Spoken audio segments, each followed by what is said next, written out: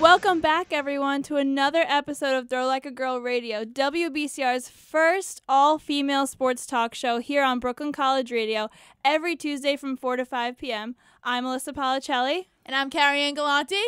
Well, we're feeling really good today, both of us. What's up, Kara? How was your night? It was... I'm sorry, just dropped my phone. It was really good. My boys won yesterday, so I'm all happy. It was a good long weekend to be a Ranger fan, that's for sure. Yes, how was your It was long good. weekend? It was, the Rangers won Thursday. We had off of school Thursday. Yes. The Rangers won Saturday. And then they won last night, and we had off yesterday. So, really good weekend for us. But thank you again for tuning in to Throw Like a Girl Radio. Myself and Kara are with you for the next hour. You can listen to us in a number of different ways. First, by streaming off of mywbcr.com or downloading the TuneIn app and searching Brooklyn College Radio. Make sure you're following us on all of our new social media accounts. That's also something we did over this weekend. Yeah, we did that. So Facebook.com/ThrowLikeAGirlRadio. Our Twitter is Throw Like a _goal. See, I have hockey on my mind already. Yes. And Instagram, Throw Like a Girl Radio, one word. We have a great show for you today. We're going to start out with discussing how the NHL could take some pointers from the NBA in growing the sport. And we will then update you on some of the trades and injuries going around the league. After a break, we'll start the second half hour off with the untimely death of a former NHL defenseman. Move on to some NHL Valentine festivities, things that happened over this weekend to lighten up the mood a little bit. And then the biggest topic of today, the Rangers-Islanders game from last night. And for once, we'll be not the only radio show talking about this game. Yes, Everybody is talking about this game. It was just that good of a game. So if you guys missed it, you can watch it on YouTube, do something. Yeah. We'll play some highlights later. Rangers in 60, something on MSG, because that was an awesome game. 718-951-4444. Don't forget, that's the number to call in anytime, at all times, to join our conversation at any point during the hour. 718-951-4444. So one of the bigger, besides all the Rangers wins that happened this weekend, the next biggest event in New York was the NBA All-Star Game, which is always a pretty big... I watch the skills competition because I think that's the coolest part. I love the dunk it's the best contest. part of any All-Star game, I feel like. It's like the home run derby for baseball, the NHL skills competition, Exactly. They have that too. So this weekend, the NBA had theirs. It was split between the Barclays Center and at MSG, which is why the Rangers are on this really long road trip. It's that's the one thing I don't like about having the team played in Madison Square Garden. As wonderful as it is, and as how much history there is there, it kind of sucks as far as trying to coordinate with all the other events they have going on there. It's crazy, but they do it well. They do. That must be a scheduling nightmare. I always think about that. I know. I wouldn't want to be the person behind the scenes on that. So what we're going to talk about for a little while today is how the NHL could possibly take some pointers from the NBA as far as bringing up their ratings for their All-Star game, for their Winter Classic. So just for perspective, the NBA All-Star game on Sunday got a 5.5 rating. But however, the SNL 40th anniversary skit was also on Sunday, which kind of deterred people, I guess, from watching the NBA All-Star game. Yeah, because of all the stars that were coming back to SNL. So that's something you have to consider into their rating. However, the NHL All-Star Game had one of the lowest views for their All-Star Game in since 2012, I believe. Wow. So, but you have to think also, because the All-Star Game for the NHL doesn't happen every year. It's been very sporadic over the last 5 years, especially because of the Olympics, because of the lockout, things like that. But I don't know. I just think that the NHL just does a horrible job of promoting these events that are supposed to be exciting for their players and for their fans. Yeah, they do. I actually didn't know where the All-Star Game was taking place this year until I was watching a game on, I think, NBC Sports, and they announced it. I didn't really know that much about the All-Star Game this year. Even the dates and when it was, the times, when the skills competition was. But I didn't even, to be completely honest, I usually watch the All-Star Game. I didn't watch it this year because I had to work, unfortunately. But even then, I don't know. I just feel like there's no hype around the event. You were talking about this before. Yeah. The release of the jersey is a big thing for all sports. There's always a ceremony.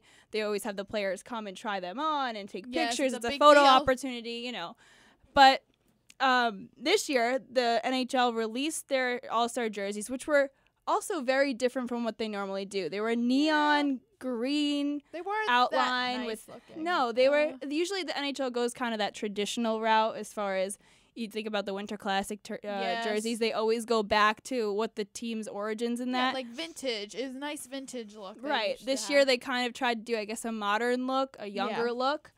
But even then, they released the jerseys for the All-Star game on the same day as the NFL's AFC and NFC championships, which is like no one in America is paying attention to anything else but that on that day. Any sports fan in America, at least. Yeah, you're right about that. It's like it's a Canadian sport, and I feel like they're trying so hard to like push into the United States and try to get that mainstream vibe from it, but they haven't, and I don't feel like they're really accommodating the fans from the United States by, releasing it on a day that, football is a really big sport here, and they didn't really respect that in a way. And the strangest part about the NHL is that hockey has so much similarities with soccer as far as, even positions, even rules. Yeah. A lot of them are they're so similar. They take pieces from one another, and soccer is so much more popular. Yeah, I just don't understand why. I mean, for us, it's so different to talk about because we're so heavily involved in the hockey world. No, yeah, we are. I don't even watch soccer. Like, I feel like NHL hockey is more exciting than me too. sport. It's always a fast-paced game. That's why is. I don't understand why it isn't more popular. But I think it largely has to do with the lack of their PR representative for the NHL. The advertising is just it's horrible. They need to highlight on their star American players. Yeah. And they just don't do a good job of that. So, yeah. I mean, they're trying to grow the sport with the World Cup of hockey. They're returning back to that. Oh, yeah. I saw that World Cup. I saw there's a team, the non-European team or something like that. I don't even understand what that is.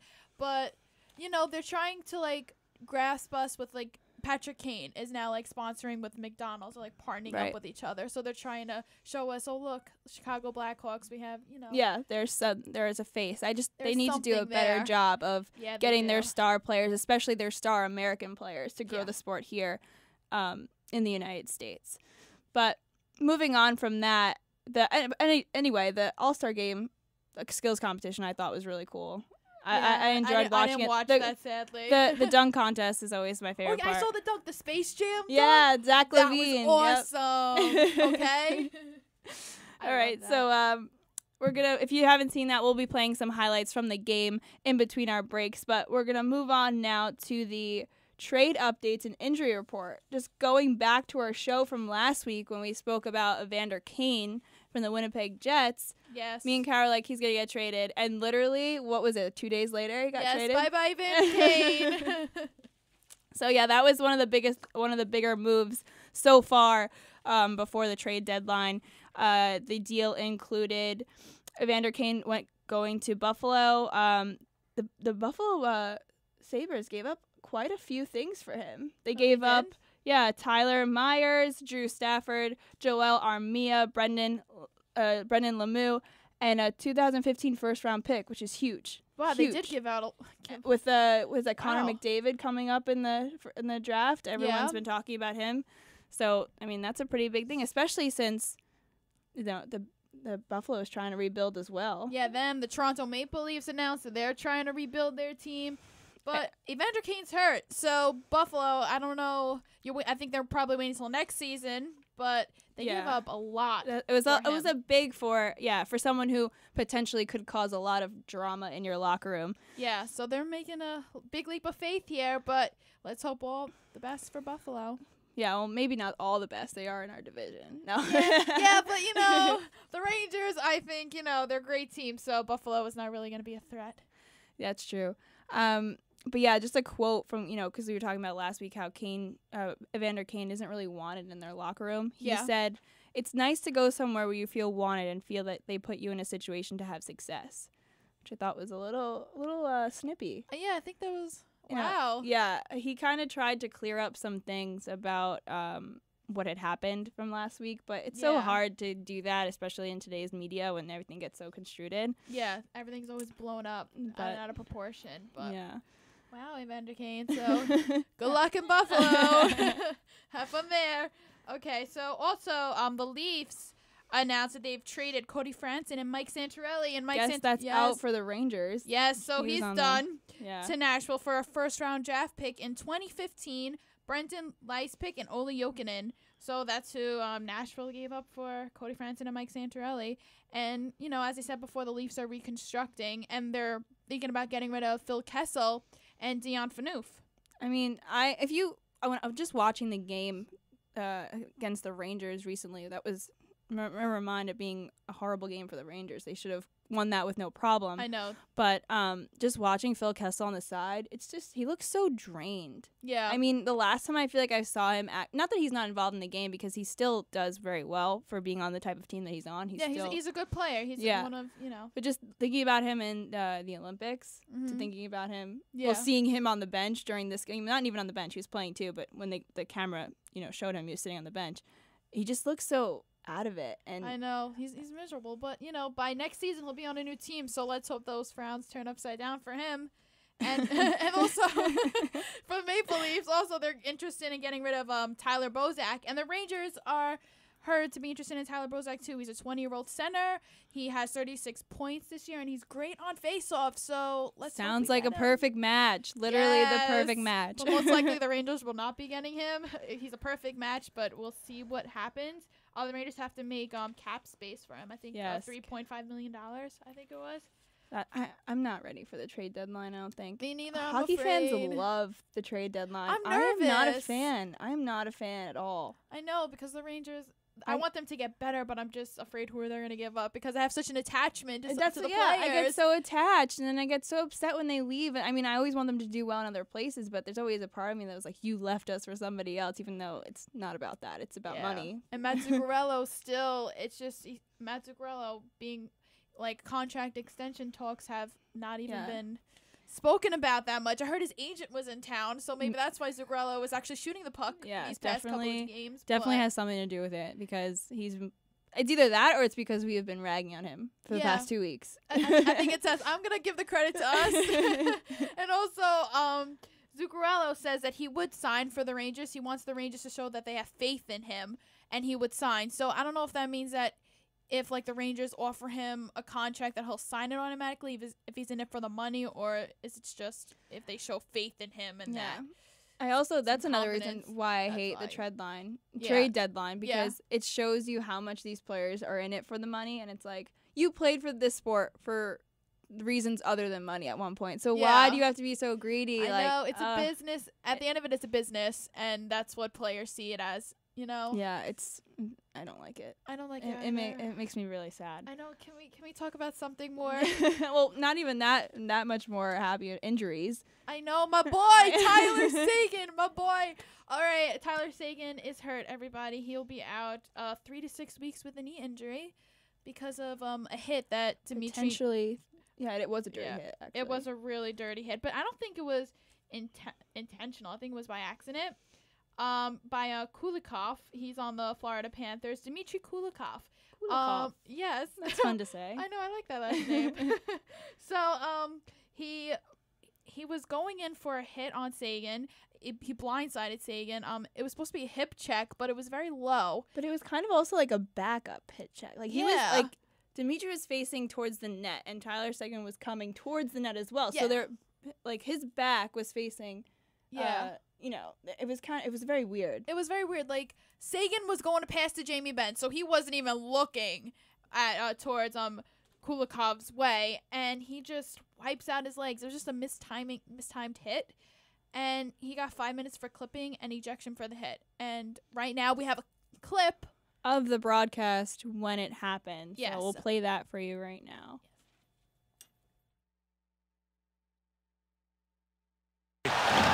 Big collision right on Tyler Seguin, and Goligoski's going to take him on, and Seguin is extremely slow to get up. I guess this is pretty low bridge.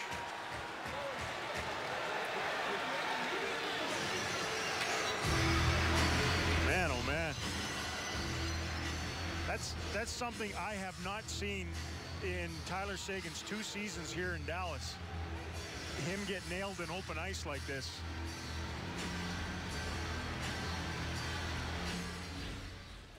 So that's just the clip from it.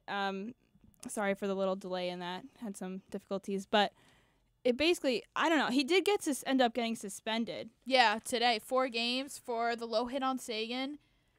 So And, yeah. the rule is, though the NHL points out that hip check is illegal legal if delivered properly, it is illegal to deliver any body check at or below the knees, which was exactly what happened. Seguin flipped over him. Yeah. He put all his weight into that check, and all his weight hit right into Sagan's leg, and it kind of reminded me of, you know, that game like you would play when you were younger where someone goes down behind you and the next person's supposed to push you and you fall back over that person who's kneeling down. That's exactly kind of what it looked like, except there wasn't a third person. It was kind of just a very weird collision. Yeah, and this is a big blow for the Dallas Stars because Sagan has been their leading goal scorer and has been on the charts to be NHL's leading goal scorer with 29 goals and 59 points. So this might ruin their chances of their playoff push with Tyler Seguin being out for 3 to 6 weeks. So we hope that he gets better. One thing I actually forgot to mention before when we were talking about the trades. Yeah. With the Preds pickup with Santorelli and Franson from Toronto. Yeah. They are totally serious about making the playoffs and like making a deep push in the playoffs. Yeah, the Predators are a good team. They have all the pieces now, and it's just a matter like they're not gonna easily be knocked out in the second round anymore. Like Chicago, all the other Central Division teams are going to have they're not gonna be someone to overlook anymore. Those are really good pickups for them. Yeah. I meant to talk about that before, but yeah. But what should we talk about next? What's on the agenda? Let's take a break now. Okay. We'll play some NBA highlights for you. Okay. So, let me get that up while Kara leads us out. Yeah, so this is KaraAnne Galante, and I'm the host for Throw Like a Girl Radio. I know, that was one thing. Someone told us the other day that we sounded alike on air, so we're trying to make sure we differentiate ourselves on the air to make sure you know who's talking about what. Yeah, so KaraAnne Galante's talking right now, and Throw Like a Girl Radio, WBCR's first all-female sports talk show with myself and Alyssa Paolicelli. We'll be right back with you after a short break. Make sure you are following us on all of our new social media accounts. Throw Like a Girl Radio on Facebook, Throw Like a _girl on Twitter, and Instagram Throw Like a Girl Radio. Coming up are some highlights from this weekend's NBA All-Star Game, so enjoy, guys. Top 10. We start you off point guard, CP3 to the West Beast, who was unleashed in this one. Nice little pass from Chris Paul, and watch Russell Westbrook rise and shine at number 10. On to number 9, it's time for an MSG house call from John Wall. Touch pass from LeBron James. Your assist. Yeah, some guy that goes by the nickname The King. That works out well at number 9. On to 8. They're combining more than hydrogen and oxygen. It's CP3 to Russell Westbrook from 3/4 court, and it works wonderfully. Look at Russell Westbrook get up and bring that one home at number 8. On to number 7. John Wall goes baseline, then highline to the King, who brings the pain on that one. Beautiful. LeBron right down the middle. At number 6, LeBron James in the NYC dream scenario behind the back to a dunking Carmelo. Beautifully done from LeBron. Look at the awareness of the paint. Not a lot of defense here. That's easily done at number 6. On to number 5, Steph Curry. Cease and desist with those tricks. Beautiful to the beard. James Harden, all he's got to do is get up and finish that one. And yeah, take another look. You can't stop watching Steph Curry's handle. Why do I say that? Because Steph Curry once more with better handle than a Lambo on the go, and then softly off of the glass.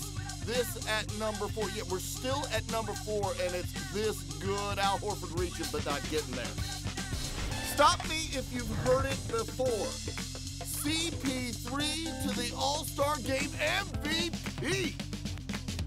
Take flight, Russell Westbrook, and careful with your head up on the glass. Look at it again. His head bangs on the bottom of the backboard. That's flying for a point guard. At number 2, the King is 30, but he's still got better rods than a helium balloon in a monsoon. LeBron James on the alley-oop reverse style at number 2, and there he is, ISO'd on the go for you. Beautifully done from LeBron. But at number 1, Steph Curry, slicker than a buttered hockey puck on the dish to James Harden alley-oop style, who brings the pain better than Chris Rock on this one. Steph with the pass, James Harden with the jam. It's Steph and the beard. All right, hello guys, and welcome back to Throw Like a Girl Radio, WBCR's first all-female sports talk show here on Brooklyn College Radio every Tuesday from 4 to 5 p.m. With you right now is myself, Galante, and Alyssa talking hockey right now. Well, yeah, this is our first show where it's been pretty much the entire hour. All hockey, so much has gone on in the NHL. So, to begin with a little bit of somber news for the second half, Yes. former NHL defenseman Steve Montador, he died on Saturday, I believe. Yes, he died on Saturday. Yeah, he was found dead in his home, 35 years old. Very sad. The whole hockey community is mourning his death, but he's had some interesting history in the NHL, which kind of brings up to a bigger topic of concussion-related problems, concussion-related trauma. So, Kara's going to give you some of his stats. Yeah, so Montador, he started his career off with Calgary Flames, and he has ended his career with the Chicago Blackhawks. He played 571 games over 10 seasons. He's registered 131 points in his NHL career, and he had not played in the NHL since the 2011-2012 season. And he stopped playing because after a concussion ended his season with only after 52 games. And he attempted to come back from the injury, played in the AHL, which is the kind of the minor league hockey. Hockey the American League. Hockey League. He only played 14 games there, and then eventually was bought out by a KHL team, which is the European version of the NHL. A lot of players go there to get their last licks out of their game. But again, he stopped playing there because of another concussion. So even though it hasn't been investigated yet, it seems that his death, as untimely as it is, he was only 35 years old. It has to have something to do with his brain trauma. Yeah, that's what I'm thinking. Yeah, it has to be concussion-related symptoms because it was just out of the blue. It was sudden death, and some people said it was suicide. Other people said there's no criminal acts behind this. It was just he just passed away out of nowhere. It was in his sleep too. So it could have just been concussion related. One thing that is also interesting about him, Steve Montador, is that he was a big proponent in the NHLPA, the NHL's Player Association, on behalf of player safety negotiation, especially within concussions. And the topic of concussion has just been, all over the sports world between the NFL's lawsuit that was filed in 2013, and recently 29 former NHL players have joined the conversation about the legal issues related to their concussion effects. So it's just they have to do the NHL, I think, has taken reasonable steps into making the game less physical. Yeah, they have, with higher penalties, and I think they were trying to release a new helmet. Yeah, in a way. It's like a lot of the times I feel like what these sports leagues do, they'll make something suggested. Yeah. As opposed to it being mandatory. It's only a Band-Aid for now until something really happens, and then they're going to really start. And a lot of the rule changes from this past year have been to limit physicality in the sense, whether it's tending to the ice more in between periods and between overtimes, things like that.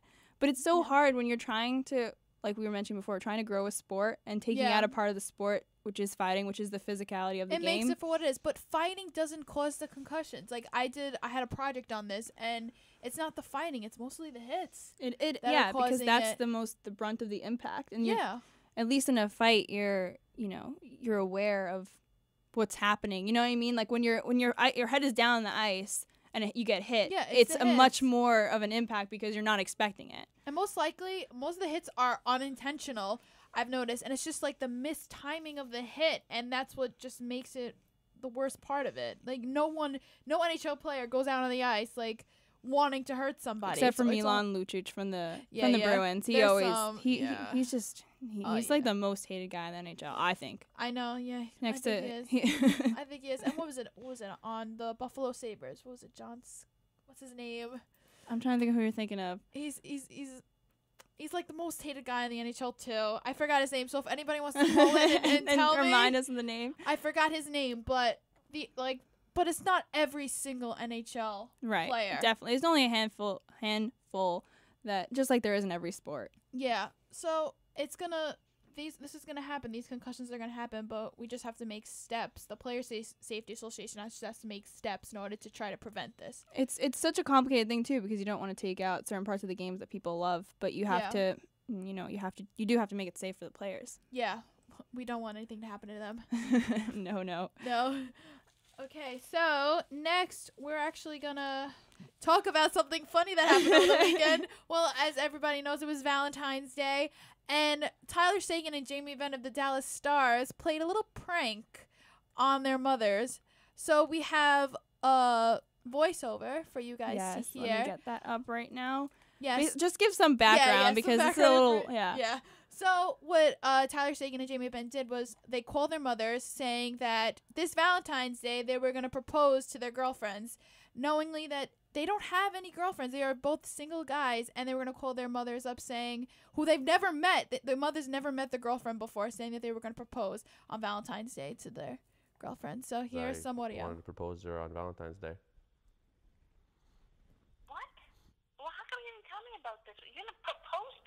We're actually in Colorado on Valentine's Day this year, so it works so perfect. Oh, well, I'm happy for you. I didn't even think you had a girlfriend. It's April 1st. It's not April 1st. I got a great plan. I bought a dog. I was going to get her a puppy. I think I'm going to hang the ring on the collar, and, when I see her, I'll surprise her with the puppy. Oh, my gosh. I mean, I'm happy for you. I'm just surprised that you're just throwing this at me like that. I just had one more question. And I was wondering if I can use Nanny's ring for her. Nanny's ring? Yeah. Nanny's wedding ring? Yeah. Oh. Maybe Nana still had her ring and I could use that. Nana still has a ring? Yeah, does Nana have a ring, or maybe Grandma? You meaning like you want to give her that ring? Yeah. I'll just casually ask her what she did with her wedding ring. Sure. It's all happened so fast. How does it? You're lying. I'm not lying, Are you Mom. lying? Okay, Mom, I'm lying. Are you? Yeah. Oh, you're not. You have to cry. So that was just a clip of this, this little prank that they played on their moms. And I love when they do stuff like this because, like we said before, this is why, fans love the NHL, is because they do have these personalities that we all love and that make us laugh. And, I just think that they need to do more things like this because this makes people want to, watch these players. They have their personality and also on the ice. Yeah, it's like going back to the All-Star game with like the skills competition, and also the NHL All-Star game does a draft too to see what player goes on which team, and they really try to bring out their personalities. Like they ask them the personal questions and try to, make them more relatable to us. They're not just hockey players. They're not just people who are on the ice. They actually have a personality, and they're really great guys behind the scenes. Yeah, I hope that the NHL continue. This was done through TSN, which is it's like a big hockey website, a big hockey network, mainly based out in Canada, correct? Yeah, they are there. So this, this was not the NHL's doing, but this is what the NHL needs to be doing. Yes, for more fans, because you fall in love with these players, and that will bring more fans. And to you the want sport. them to do well on the ice. Yeah, so you do. It's a win-win for them. Yeah, I'm a diehard Ranger fan, but I do love Tyler Seguin. He's a great player, not because he's good looking, but he is a really good player. He's up there with him, Nash, and Ovechkin have been like paddling back and forth between league leading goal scorer. Yes. So it's not. I don't ever want a player to get hurt, but you know, Yeah. I mean, it'll give Nash some time to get some comfort in that lead. Because Ovechkin, he scored I think 2 goals the last game he played, so he's been on fire since the All-Star break. So we got to slow him down. we got to take out that fire. And just one other quick thing that happened this weekend, which is funny for a lot of hockey fans, is Sidney Crosby was called on a tripping penalty this weekend, and he was sitting in the penalty box, doors completely shut, and then the refs were just like, oh, never mind, like reversing the call. That never, ever happens. Like, I don't know if anyone, if you're not a hockey fan, well, even if you're not a hockey fan, you should, I mean, I feel like You've heard of Sidney Crosby Sidney is like the Crosby. face of the NHL type of player. Yeah, the face, air quotes of Right. the NHL. But oh my god. for other people, he is known as Crybaby Crosby. Yes. You know, he's a very big embellisher. He likes to, Yeah. there's all these jokes because he is the NHL's pride and prestige. That's why everyone was always like, oh, the calls always go into and they their always favor. protect him. Yeah. It just gets to a point where all NHL hockey fans except the Pittsburgh Penguin fans, they can't stand him. He's a good guy on this. He's a skilled player, but he's a captain on the team too, but he doesn't there's no He just seems like he's Yeah. very how do I say He's it? a very like soft finesse. Like Yeah. he's like you can't touch Crosby because if you touch him, you're gonna get a penalty. Like he's very protected by the league. And he does get injured every now and then, but and every time you think, oh, wow, this injury, will he be able to come back from it? He comes back and scores a hat trick in his first game back after Yeah, missing half the yeah. season. So he doesn't need the extra comfort that the league tends to give him. I Yeah. just thought it was a funny thing to bring up because everyone's always complaining about how the refs are always babying him and giving him Yeah, the this calls is in an his exam- favor. this is And an literally, example. Kara, the doors were shut. They were shut completely. Oh my he was sitting God. down in the penalty box. Yeah, because and- I didn't see this. I heard about this. I did not see it. But if even the players don't like Cindy Crosby. I call him Cindy. I don't call him Cindy. Now you know how much like I dislike the guy. But the NHL needs to stop babying Crosby. I'm sorry, but if anyone has any opinions, please call. That makes 2 things that happened this season that I've never seen Yeah. before. That and when in the beginning of the season when the Rangers had won the game, went into the locker room. yeah, reverse call. And then they reversed the call of the goal. Yeah, I remember that. That was against Pittsburgh as well. Yeah, actually. because they worship Interesting. the Penguins, and I don't and even in the Penguins show up during the season, but postseason, I don't think they're a threat. So Marc-Andre Fleury he has a huge contract and he's just not worth it. Yeah, he is not at all. He's their goalie, if you don't know. Yeah. But yeah, so we're gonna take another quick break and come back, and the rest of our time is going to be talking about the New York Rangers Islanders game last night, which was the cover of the back cover, at least, of all New York newspapers. Finally. Every sports radio show is talking about it. Yes. It's about time. This never happens. Regular season hockey is never this highlighted. So it will be a fun conversation. We have quite a lot to get to. But so when we come back, like I said, talking New York Rangers Islanders. Sorry, I lost my place here. But for now, we're gonna play you some highlights from the game last night. So just make sure you stay tuned. They're Like a Girl Radio here on Brooklyn College Radio, WBCR's first all-female sports talk show. Metropolitan Division showdown at Nassau Coliseum. The New York Islanders look to pick up right where they left off against the Rangers. They had taken all 3 meetings so far this season, and they look to do the same Monday night. Heading into this one, the Islanders had outscored the Rangers 13-4, and they get right to it. Check out Cam Talbot. He misplaced the puck behind the net and sends it right to the stick of John Tavares. In 11 seconds, the captain gets the Islanders on the board first, their quickest goal since 1994. Then with 8 left in the frame, they get some more. Mikhail Gabrowski to Travis Hamonic, who shoots. Talbot comes up with the save, but Franz Nielsen is there for the rebound, and he puts the Isles up 2-0. But with under 6 to go, it's the other captain, who's set up by Dan Girardi from behind the net. His pass is deflected, and it goes right to Ryan McDonough, who beats Yaroslav Halak to cut the Isles' lead in half. Now a minute into the second, Gabrowski's shot blocked by Kevin Klein, and he can't clear the zone. Johnny Boychuk keeps it and rips it into the mesh. The Islanders take back their 2-goal lead. It's 3-1. The Rangers, though, not going away that easy. Step on and on to Kreider for a shot. He scores! How about that? It's Chris Kreider cutting it to 3-2. Ranger fans have come alive with a Let's Go Rangers chant. Shot by McDonough! Score! McDonough ties it! Those 2 goals just 23 seconds apart. McDonough with his first career 2-goal game. But as you expected, the Islanders have an answer. Hamonic shoots, save from Talbot. It's loose. Ryan Strome's there as he just pokes it in to put the Islanders on top.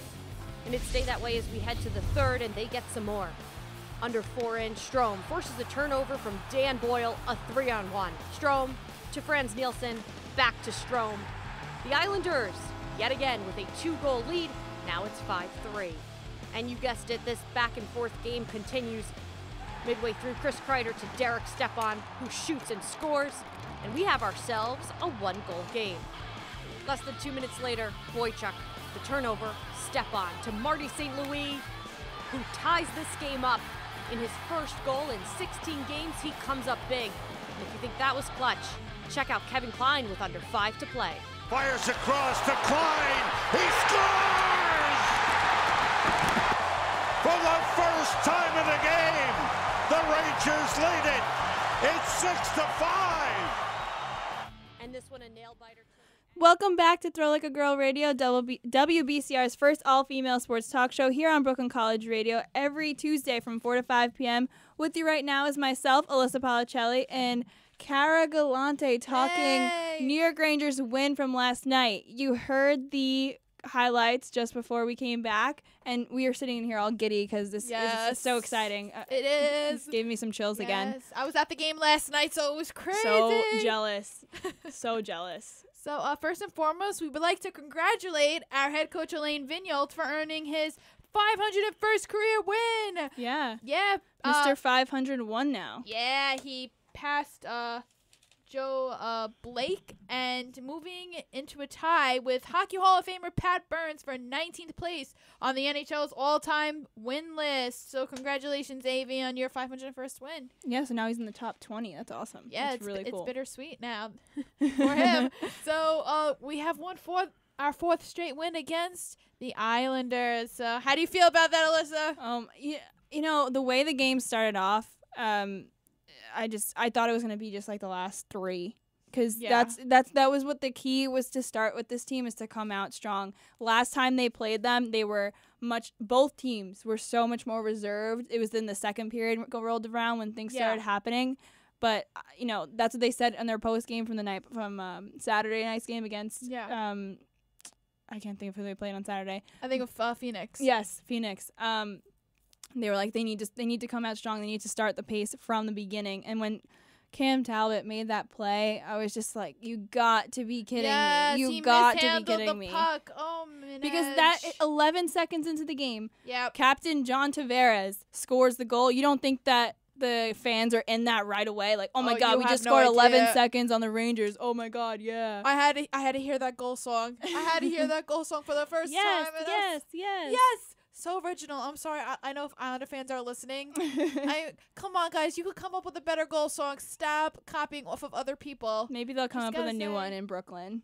Oh, yeah, the Brooklyn Islanders. I don't even know. I don't even know anymore about that team. But our captain, Ryan McDonough, also known as Mac Chuck, scored his first 2-goal game of his career. I thought, for some reason, when they said that, I was surprised, because I feel like he's had tons of games where he's had more than 2 assists, but I guess maybe that's what I was thinking of. Yeah. But I was like, wow, that's his first game, only 2 goals. I feel like he has, it just shows how much of an impact he's had so far, even in only his 5th season. I know, and the defensemen have been on fire, the Rangers defensemen. Yes. Like Kevin Klein scores the game winner with it. Career high 9 goals.